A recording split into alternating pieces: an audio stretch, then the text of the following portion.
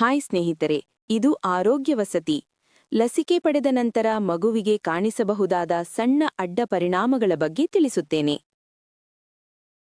ಮಗುವಿಗೆ ಲಸಿಕೆ ಹಾಕಿಸಿದ ನಂತರ ಕೆಲವೊಮ್ಮೆ ನೋವು, ಊತ, ಜ್ವರ ಬರೋದು ಸಹಜ. ಇದಕ್ಕಾಗಿ ಚಿಂತೆ ಮಾಡಬೇಕಾಗಿಲ್ಲ. ಇದನ್ನೆಲ್ಲ ಹೇಗೆ ನೋಡಿಕೊಳ್ಳಬೇಕು ಎಂದು ಈಗ ನಾನು ನಿಮಗೆ ತಿಳಿಸುತ್ತೇನೆ. ಲಸಿಕೆಗೊಂಡ ಕೂಡಲೇ ಮೊದಲು ಮಗುವಿನ ತೊಡೆಗೆ ತಣ್ಣೀರಿನ ಬಟ್ಟೆ ಹಚ್ಚಬೇಕು. ನಂತರ ಮಗು ಬಿಸಿಯಾಗದಂತೆ ಆರಾಮವಾಗಿಡಬೇಕು. ತಾಯಿಯ ಹಾಲು ಮಾತ್ರ ಕೊಡಬೇಕು. ಇದು ಮಗುವಿಗೆ ಉತ್ತಮ ರಕ್ಷಣೆ ಕೊಡುತ್ತದೆ. ಜ್ವರ ಬಂದರೆ ವೈದ್ಯರು ಹೇಳಿದಂತೆ ಮಗುವಿನ ತೂಕಕ್ಕೆ ತಕ್ಕ ಪ್ರಮಾಣದಲ್ಲಿ ಪ್ಯಾರಾಸಿಟಮಾಲ್ ಡ್ರಾಪ್ಸ್ ಹಾಕಬೇಕು. ಡ್ರಾಪ್ಸ್ ಅನ್ನು 6 ಗಂಟೆಗೆ ಒಮ್ಮೆ ಹಾಕಿದರೆ ಜ್ವರ, ನೋವು ಕಡಿಮೆಯಾಗುತ್ತದೆ. ಹೀಗಿದ್ದರೆ ಮಗು ಕೂಡ ಆರಾಮವಾಗಿರುತ್ತದೆ.